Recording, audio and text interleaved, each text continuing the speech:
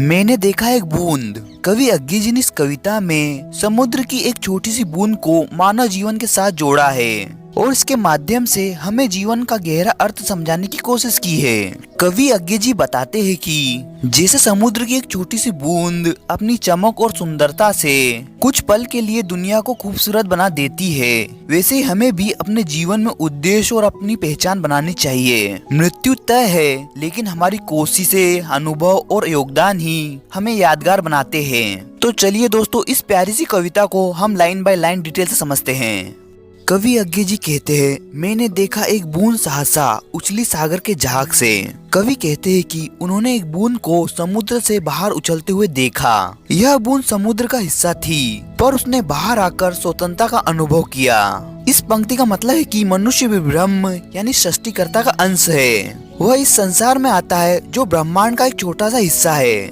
रंग गई क्षण भर ढलते सूरज की आग से। जब वह बूंद सूरज की रोशनी के संपर्क में आई तो उसमें लालिमा भर गई।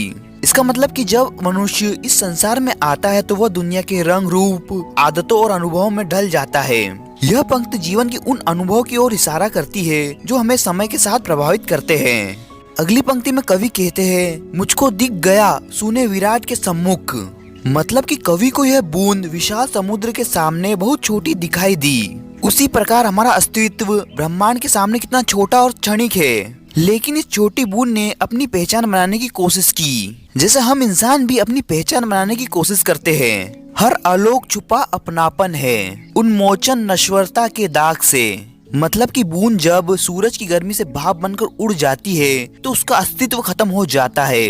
इस पंक्ति का गहरा मतलब है कि जीवन क्षणिक है। हमें पता है कि एक दिन हमें मृत्यु का सामना करना है, लेकिन जीवन में अपनापन, प्रेम और पहचान बनाना हमारी नश्वरता को सार्थक बनाता है।